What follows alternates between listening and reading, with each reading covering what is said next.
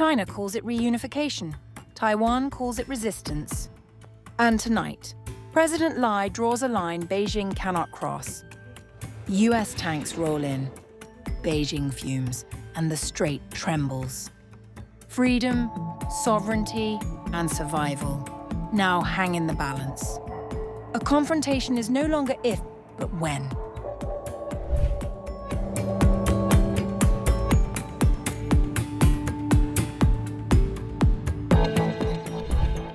In a bold warning to the Xi Jinping regime, President Lai Ching-te has reaffirmed Taiwan's rejection of China's one country, two systems framework, saying the island must uphold its freedom, democracy, and resolve to defend itself.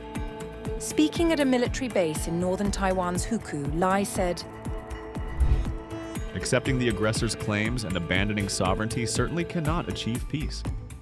Therefore, we must maintain the status quo with dignity and resolve, firmly opposing annexation, aggression, and the forced advancement of unification.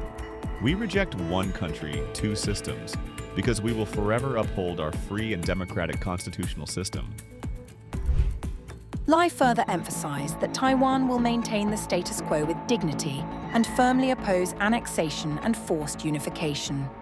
Lai added that Taiwan's sovereignty cannot be violated or annexed, and its future must be decided by its people.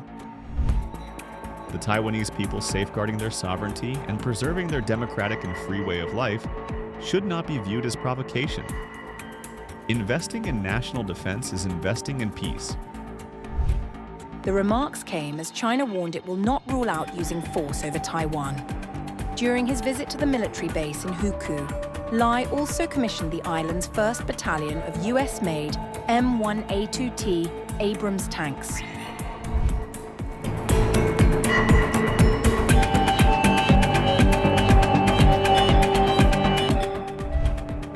China has condemned Lai for rejecting reunification and expanding arms purchases from the United States.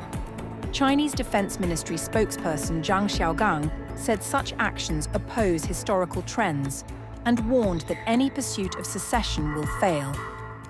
Beijing reaffirmed its pledge to counter external interference and safeguard national sovereignty.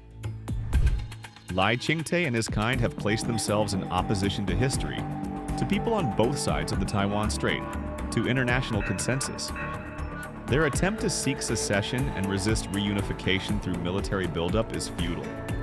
They will be swept away by the tide of history and face the severest judgment of justice. No matter how many weapons the DPP authorities purchase, the cross-strait balance of military strength will remain unchanged, and the attempt to seek secession will remain a doomed cause. The United States should fully recognize the high sensitivity and serious consequences of arms sales to Taiwan, and honor its commitment not to support Taiwan secessionists.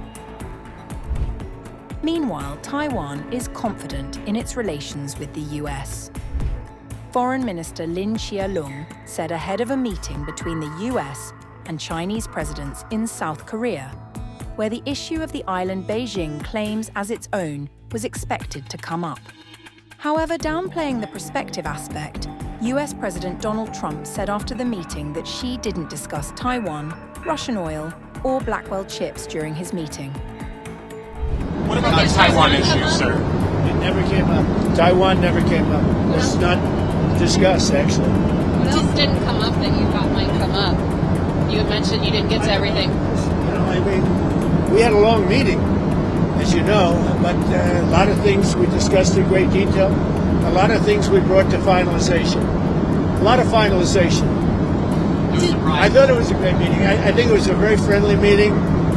It was a good meeting for two very large, powerful countries. And that's the way we should get along with large, powerful. Why did you write your truth